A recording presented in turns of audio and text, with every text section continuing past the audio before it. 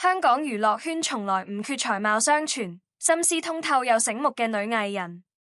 佢哋喺鏡頭前大放異彩，做人處事通透圓滑，情商極高，既有才情，又活得洗脫佛系，清醒又自在。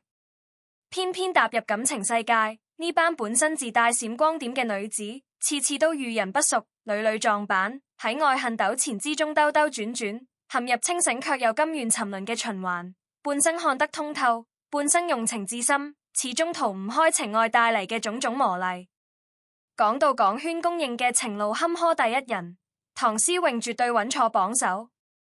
網民都笑佢係渣男收割機，唔係話佢遭遇過得最淒慘，而係佢每一段感情經歷都充滿住令人唏噓嘅無奈同感慨。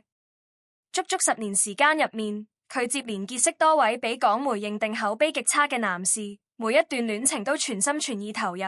愛得熱烈又專一，就算對方一而再再而三犯錯，唐詩詠都選擇包容同原諒，胸襟遠超常人。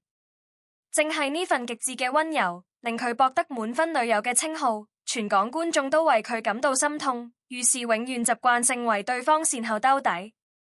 2000年，唐詩詠拍青春劇集同余文樂相戀，正式展開人生第一段戀情。二人因輝生情，一邊拍戲一邊維繫感情，相處唔耐就匆匆分開。對外只係話性格不合，唐詩詠私底下都將過錯攬喺自己身上，話自己當時脾氣任性，中意耍小性子，唔識得體諒遷就對方。但港媒爆出嘅真相更加現實，當年余文樂私底下仲同其他異性曖昧不清，周旋喺唔同關係入面，令唐詩詠連體面分手嘅理由都揾唔到。最令人心酸嘅係，分手之後佢不斷自我反省，將所有錯處都歸罪自己，寫下娛樂圈入面最出名嘅自省式分手感言，性情溫順到令人心痛。呢段青澀初戀只係開端，真正好準佢9年青春嘅，就係同崔建邦一段久戰不清嘅愛恨情緣。2005年，二人一齊搭檔主持節目結緣，斯文才子配清純玉女，樣貌氣質都十分匹配，緋聞慢慢變成正式戀情。外界人人都覺得佢哋天造地設，必定可以長久走落去，冇人估到呢段人人看好嘅感情，最後變成長達9年嘅互相折磨。2006年，港媒影到崔建邦同女模特親密同行，舉止親昵猶如熱戀情侶。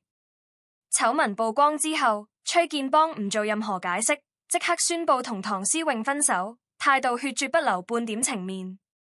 突如其來嘅背叛，令唐詩詠沉默茫然。呢份沉默唔係冷漠，而係從熱戀嘅最高點一下子跌落谷底嘅納愕同崩潰。本以為緣分就此斷絕，世事卻願比劇集荒唐。唔夠1年，二人就冰釋前嫌，重新喺埋一齊。2008年，媒體拍到佢哋同居相處，日常相處就好似尋常夫妻一樣，大眾都以為崔建邦終於收心定性，殊不知平靜安穩只擁持咗1年。2009年，傳出崔建邦私生活混亂，經常流連風月場所嘅消息傳遍全港，所有人都覺得唐詩詠今次一定會徹底死心斬斷情絲。點知佢接受訪問之時語氣淡然，仲主動出面為對方解圍，話每個人都有自己私人空間，平日休假消遣都好正常。呢句充滿包容嘅粵話，當年成為港圈最令人心酸嘅情感語錄，就連佢身邊閨蜜都直言，沉浸喺愛情入面嘅唐詩詠早就失去判斷能力，分辨唔清感情之中嘅對錯是非。風波並冇就此平息，同年年底，崔建邦被爆出同鄺民彬來往密切，仲遭到對方報警指控有家暴行為，驗傷報告證據確鑿，令佢口碑徹底崩塌，形象盡毀。全網都鬧鬧聲指責崔建邦之際，唐詩詠反而挺身而出，無條件選擇相信同體諒對方，從嚟冇出面指責半句。呢份大度令佢徹底坐穩滿分女友呢個名號。香港市民心情都好矛盾，一方面心痛佢受盡委屈，另一方面又唔認同佢毫無底線嘅忍讓，佢對待感情嘅態度，甚至被視作情感包容嘅極致例子。分分合合拉扯足足9年，二人終於喺2014年正式徹底分手。9年時光入面，唐詩詠事業步步高升，拍出唔少經典佳作，感情路上卻一波三折、跌宕起伏嘅經歷，足夠編成一整套 TVB 悲情愛情劇集。擺脫9年虐戀之後，唐詩詠喺2013年識得洪永城，2015年大方公開戀情。呢段感情一度被視作 TVB 模範情侶，收穫全網祝福。奈何洪永城一向緋聞多多，身邊異性從不間斷。2016年，佢前任爆出昔日親密合照，掀起輿論風波。面對種種是非，依然都係唐詩詠主動出面平息風波，為男友化解危機，預留台階。就算一再退讓遷就，呢段感情最後都喺2017年宣告結束。分手之後，唐詩詠坦言，2年戀情入面，佢保留住二人所有通話記錄，一心憧憬未來，卻一直遭到對方無端猜忌同懷疑。經歷過多段情傷之後，佢終於睇透情愛真相，就算自己做到準善準美，都阻擋唔到外界嘅誘惑同旁人介入。呢番感悟係佢好費大好青春先換嚟嘅沉痛道理，每一句都係親身經歷換來嘅代價。2022年，唐詩詠正式離開 TVB 轉型創業，充人人零式嘅痴情女子，蛻變成獨立自強嘅店鋪老闆。佢終於唔再用溫柔同忍讓去擁繫愛情，專心經營屬於自己嘅人生。呢一場蛻變，就係歷盡滄桑之後最清醒嘅自我救贖。如果話唐詩詠一向以溫柔待人愛人，咁張曼玉就係用盡半生熱忱，義無反顧奔赴一段又一段戀情。年近50嘅佢，經歷過9段刻骨銘心嘅感情，每一次都愛得轟轟烈烈，每一段感情落幕都滿身傷痕。就算屢次為愛受傷心碎，佢從來冇將自己納心封閉，始終堅守住對純粹愛情嘅向往。自我療傷之後，依然敢大膽去愛，活成咗執着追尋真愛嘅最佳寫照。1996年，張曼玉3算香港小姐正式出道，第一段戀情就同造型師 Eric 展開。熱戀時期，佢愛得純粹又卑微，為咗迎合男友心意，主動推晒所有尺度各大嘅揮訓，唔想令對方心生芥蒂。可惜一再遷就都換唔嚟真心珍惜。Eric 一直同前任糾纏不斷，更加令佢傷心嘅係，佢真心分享嘅戀愛心事，竟然被對方洩露俾傳媒，私人感情小事淪為全港市民茶餘飯後嘅笑談，被親近之人背叛嘅痛苦，遠比失戀更加難受。之後，張曼玉同導演爾冬陞相戀，3年相處時光平淡安穩。爾冬陞性格成熟穩重，待人溫和體貼，唯獨二人性格同處事理念相差甚遠，平日相處矛盾不斷，最後只能夠無奈分手。坊間一直流傳，分手當晚爾冬陞仲特意等到好友收工，慢慢傾訴分開嘅遺憾不捨，足以現得呢段感情結束之時，雙方都滿心遺憾。第4段戀情更加令人唏噓，張曼玉拍戲期間同對方互生情愫，親手寫下數十封情書留住愛意，本係珍貴嘅戀愛回憶，最後竟然全數俾對方賣俾八卦雜誌，滿腔赤誠嘅告白變成全城熱議嘅話題。就連導演王晶都以呢件事作為藍本改編劇情，將佢感情入面天真單純、毫無防備嘅一面徹底展露人前。關於佢同梁朝偉，香港傳媒一直有一種講法，或兩個人之間的感情從來不只是戲一面。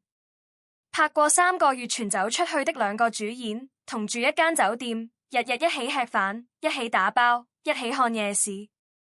後來人同班機專門讚賞傳出來，全港滿民一片沉默，不知應該朋友講不清了。當然，梁朝偉最終趕走劉嘉玲。2008年起，不但緣分，連張國明生在訪談裡面講過，如果講出一個女生最想娶人，可見其魅力有幾大。但偏偏呢，最想娶的女人竟然是感情路上最哥哥。2001年5月，專門又透過王家衛的澤東公司宣布離婚，原因是聚少離多，感情有所變化。官方講話體面，但娛樂界流傳的版本更加動，已經在新婚。而這個身份不是女人，是男人，這個講法從來未被當事人證實，在八卦界流傳的好廣。離婚後第2年，張曼玉因代言瑞士珠寶品牌認識作品牌總裁，對方溫柔再次淪陷。媒體搬出一驚天的有婦之夫有兩個女油頭，到昨晚又公開回應說對方同老婆已經分居5年，兩人往來光明正大，但最後不斷同其他女人道歉不清，忍無可忍。展覽此後同德國建築師陸建開始大亂，但同樣磨債，而中斷感情願獨自去北京訪。以前拍電影古鎮，覺得世界，特別是後來的幾年，才發現世界更大，值得體驗的也太多了。他對愛情的態度最終越成一句話：我不奢求婚姻，但我承認自己需要愛情。那句話如其越是硬書，不如是一種磁力的自製算。葉璇的故事是一個高智商、高學歷、高顏值的女人，用盡全身力氣，偏偏要在感情上世人的標本。據曾經以全球第1名的成績比佛、柯南等名校同時錄取，最終感覺到 College 是香港娛樂圈罕見的真正學霸。1999年去香港參加國際花蕊小姐奪冠一行，並在新源衝上雲霄等其資深一線發展。那個學習上魔王不利的女人，感情路上卻好似換一個人，屢屢遇上最劣質的男人，女女愛得最麻木，縱然每次都義無反顧幫對方上床，到被人笑到面都黃都沒醒。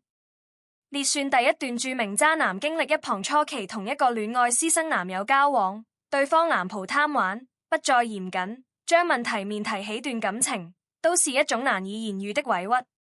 大天使一跳吊帶男友，出門最危險就打電話求救，接到電話，好友莫小齊連夜飆車去接取，更加駭人聽聞的事件。2014年，穆曉自己主持的星座奇談上當爆發，出門口就算本人後來親口承認或自己被打到骨折，但當時仍然不願走，因為愛得太麻木。一個連哈佛都好賭的女人，就會因為愛情將自己的智商旋翻在每個天。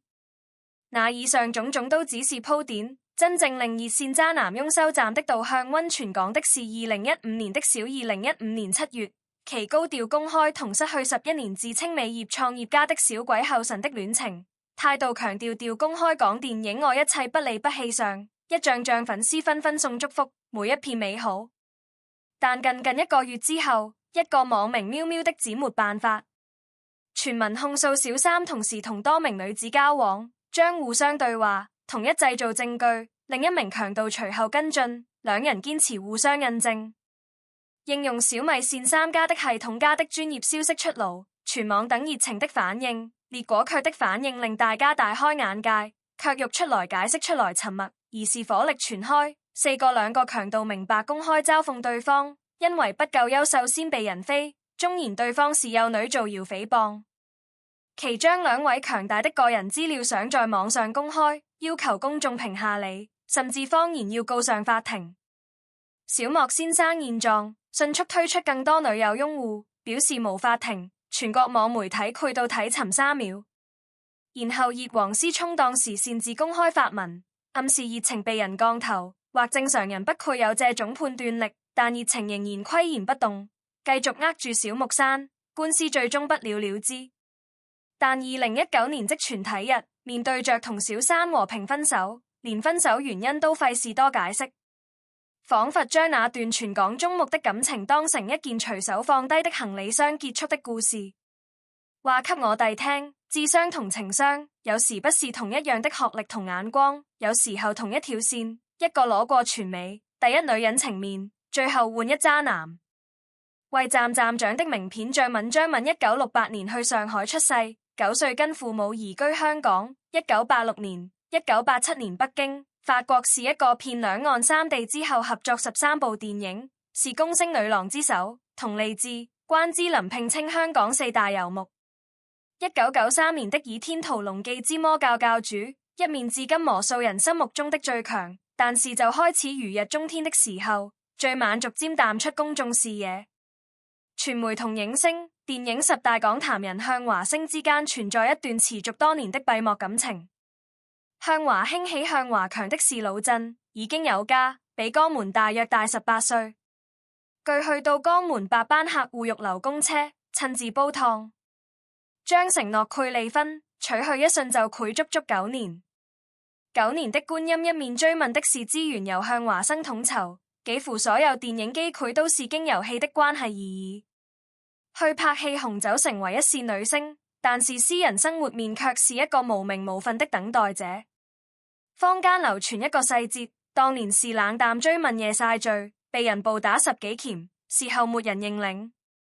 但人人心知透明是編劇出手，王晶從此對專門喜戲已經是在香港娛樂圈流傳多年，成為一個無法證實但仍無人敢否定的都市傳說。1995年最晚拍完《十兄弟》之後，宣布暫別影壇，對外還是去做生意，普遍相信原因是地下城出現裂痕。而這個承諾過要比去名分的男人最終無兌現，其推出的方式都好似一片葉落地。連退休後去上海創業做時裝和美容生意全部失敗，卻曾經去訪問一面坦誠我太容易信任，以為肯定是好朋友。無論太多就投資，甚至借錢出去，最後一下子都翻被身邊人家超過1000萬港元，有7000，面被朋友壓到一無所有，過參某一套 TVB 的感謝，因為太殘忍。2002年去寧夏3層樓全數掛牌出售，此後卻念轉同京城富二代汪如全國暖城居民，因趙末打完了而告終，亦同公司經理人劉明輝相戀多年，但其本人在2017年公開否認兩人曾結婚或我從來沒列過婚，一切都是謠言，真相不許自己知。如今定居泰國姜中出現在世家媒體，容顏依舊，但神情面有一種遠離江湖的安靜。向華至今努力過分，一直同原配生活，變成了追夢人生裡面一個再不配被提起的主角。等待，卻從來沒親口講過。但這種沉默本身就是最響亮的答案。鄭佛蓉如果要本期節目頒一個情侶最新科大獎講，這史上第一位短髮冠軍陳佛榮是絕對平開的。鄭佛蓉1967年去香港去世，8歲改進馬，因此過身老豆大量一脈一堆醫樂，最後一家人得10幾次的湯方一面。童年早早失去母愛，令鄭佛榮嘗試着渴望一個穩定的家，有個人真心去，真心待取，剩下那份重新收埋的渴望，後來成為去感情頁面屢屢設下防線的根源。夏威夷大學讀書期間，他有次身體不舒服去醫院檢查，被發現體內3種腫瘤，一度以為自己佢好似就是你，總覺得時日無多的新一面。朋友介紹去參加1989年香港小姐選舉，既然生命短暫，就盡情綻放了，結果可以極短的準備時間，我就講謝冠軍。後來檢查發現是虛驚一場，但卻已經踏上了另一條人生軌道。卻棒後的第一段重大感情系統，風流才子倪震。康仔出身文化世家，才情人是一把好手。1994年，倪震追悼鄭佛榮在鎮歐的正牌女友是港軒公園的玉女主。男人慰問癌症偷襲，被周慧敏當場捉到，之後周慧敏儼然分手，離港去日本發展癌症，隨即同鄭佛蓉公開戀情。鄭佛榮、鄭震曬被才子追捧的甜蜜一面，開始幻想加扁癌症的人生，但這個幻想只擁持着不到2年。1996年，這位網友日本飛舊山拼未面兩人復合，癌症麗緊發出去前途，身邊鄭佛蓉改變一場都沒開。就他事後越自己當時傷心的差點想尋短見。好友蔡少芬連夜陪着去度過最難熬的日子，傷心過後去重整旗鼓，專心搞事業。2001年卻遇上了拳王苦愛周志軒，苦進亨當時暗暗離婚，對鄭佛榮展開熱烈追求，車接車送，出入行商重大。鄭佛榮佛家長父背景非常滿意鄭佛榮，以為這一次終於遇到真心帶去的人，但是去追鄭佛榮的同事背後同李嘉欣道歉不清。消息爆出，果陣鄭佛榮仔細講出一句話：2個人的戀愛，3個人太逼，講完卻冧頭就走，一滴眼淚都沒公開流過。後來苦盡才叫李嘉欣，兩人一度成為香港豪門婚姻的代表。而陳福榮同李嘉欣後來這次活動相遇，李家仁被記者問到，通常佢去大方回答，陳佛榮是上個世紀的事了，做人要向前望。記者將同樣問題拋給陳佛榮，推開房門。編輯下面一場尋撐事件高下點第三段感情相對評在2003年，不想拍攝於當天，同時失去8年的某些冠軍愛戲。我日久心情，雖然名氣亦人，有剪紙陳法蓉中人。拎一芒果去樓下等去，情人節無論幾忙，距離幾遠，卻一定跑去陪去。陳佛話：我第一次忠於一個人問，因為竟俾個安全感，我兩人分分合合盤着4年，但是女方大半年不同意頭親事，後來跟傳出去，同組的演員有曖昧感情，最終告吹。3段感情3次，實陳佛蓉收拾心情，以為自己已經磨練出足夠判斷力，失去遇上了著名。2007年，41歲的陳佛榮經朋友介紹是自趁糧油大亨，身家超過10億的油都令人每次去出門前都攰專門。出日豪華作家對陳爸爸噓寒問暖，一副準女式的樣神，徹底淪陷在等朋友的宣告聲中，義無反顧將名下總值約2.8億港元的財產全權交給居民打理，以為是信任，以為是愛情。2008年，金融海嘯爆發，居民開始玩失蹤，改為生活之後做一個令人毛骨悚的真相。著名是假敏，那個人本名俊。早在1997年金融危機，振已經佔了幾千萬製作力，10年內改名姓重出江湖，專門鎖定香港女明星同富婆，以豪門公子假身份獲取信任同財產。陳富榮給約2.8億港元，比其超感轉人間蒸發近方，但是騙子消失之後，巨債主竟雲文上門要求陳佛榮退去船債。陳佛榮在人生最黑暗地後來訪問段時間的心理狀態。他曾經過寫書令所有人相信一虛的女人好，有蔡少芬一夜陪伴好，卻最終站過來。可我講過一句話，令人聽着好像都回不成，我只是想要一個男人，是我，點解怎麼能要我呢？個月振卻已經50幾歲，依然單身，依然渴望愛情。據話是那個風光半生的港姐冠軍，一生追求卻從未得到你最赤裸的注解。周雍文周維民的故事是一個令人又愛又恨的女人，用30年時間反覆原諒同一個難免的故事加粉絲的挑戰，但卻本人始終笑得雲淡風輕。但是太軟弱，電視劇太清醒，或者真實答案去所有選擇都有自己心裏面一個從未被愛人窺探過的樂趣。周維1967年是香港的爸爸，身體新死，苦令這位人成為一種外表溫柔順從、內心極致要強的性格，卻輕易信任。一旦確定改變，1985年去參加新秀歌唱大賽入行，憑清純愛人同甜美迅速爆紅，成為上1980、1990年代香港樂壇的玉女，人氣拍得住4大天王。但是高峰起點1989年去同一次合作，最好寫情書溝通，利用自己創辦的一集致力捧車翁媒體曝光了大姐車聘動心，但有一個令無法抵抗的特質，就不願千里出去後台帶上一個笑話，你優秀叫天賦。這種事例對一個充是缺乏父愛的女子來講，殺傷力是致命。91年，兩人公開戀情，癌症追到周維民之後，即刻展現出另一面，開始利用一韻將其描成一個作風不檢點的人，專程地由香港演藝圈趕走熱度操作。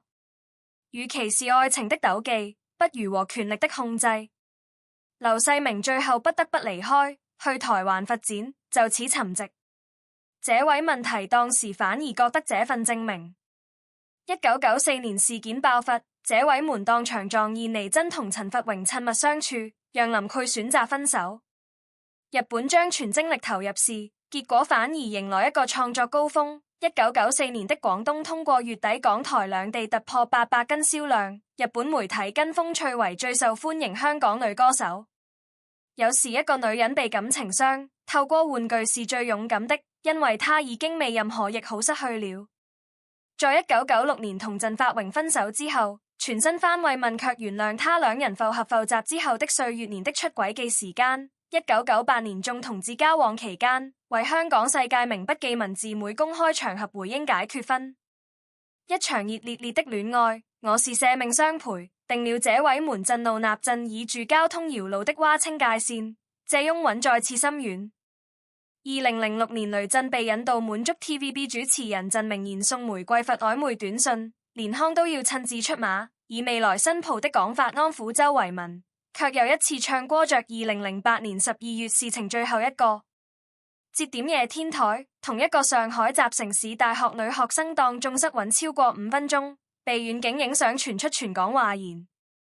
嚴正解釋對方只是朋友的朋友，第一次見面，翻查證據發現兩人早起2年前已經兩本人懷疑人再度打面講話。9年12月11號，這位們發表分手聲明，初次情深義重。我同倪真相識於微時，一起度過不能夠盡算的高低起落，早已磨合一我們之間的相處藝術。我的伴侶絕對犯得起這個錯。這句話只有我一人有資格去評論，全港網民一片沉默。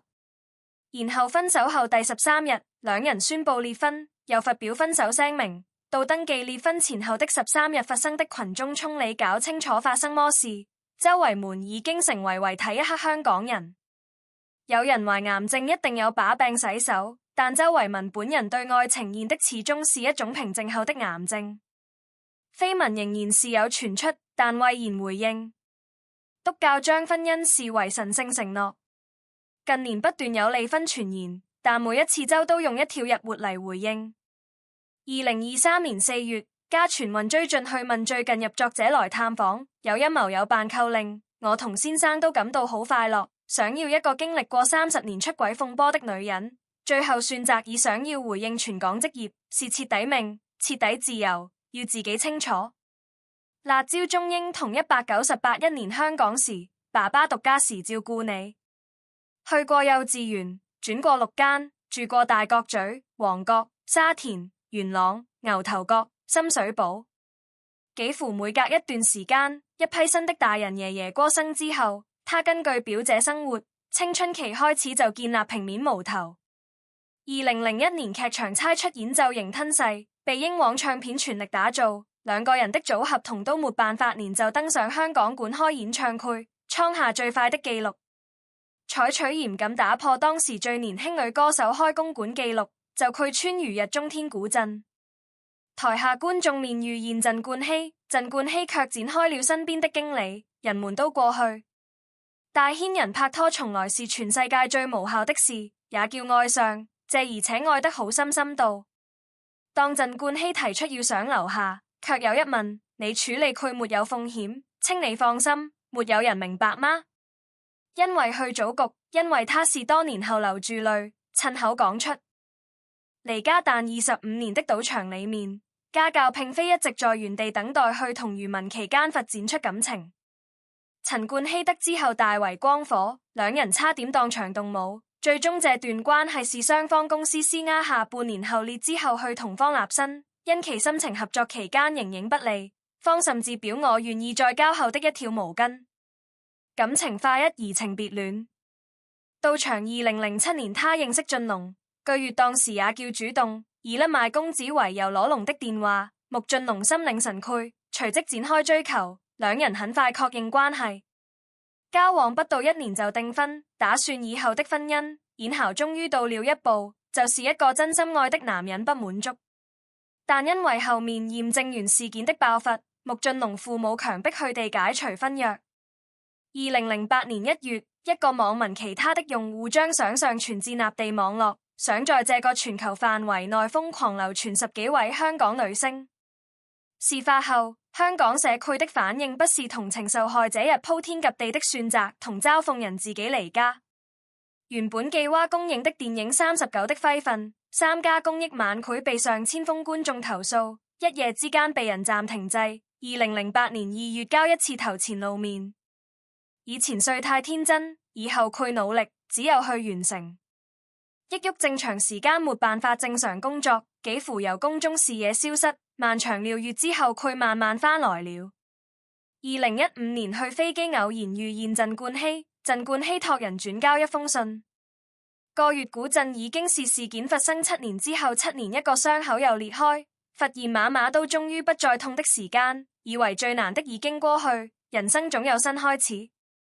2017年外交公布同台灣整形醫生李文國的戀情，李文國英俊體貼帶去溫柔，覺得自己真是被一個男好好保護住。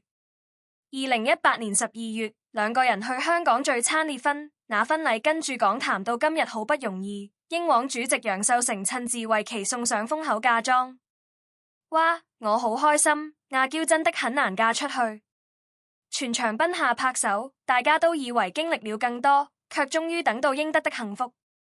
但婚後顏色比任何人想象都要殘酷，很多透露婚後卻變得冷淡，經常冷暴力，連他自己買都要替人面，兩人消費觀念難免不深入，既歪一再顯摩擦，面被磨損太近。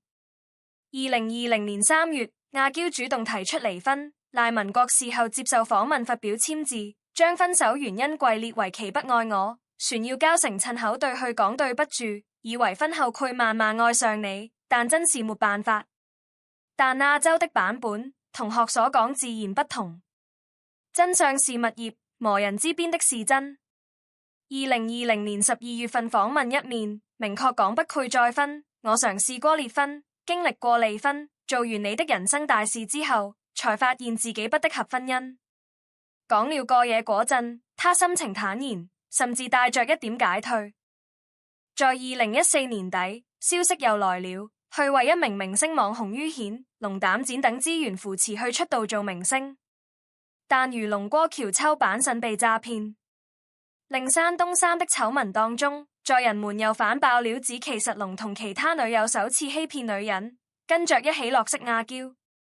一個靠直播打賞為生的綠色男，憑住同阿嬌的傳言一夜衝上熱搜，每一次受傷的都是取，被消費的都吸取，被全網討論的都是取。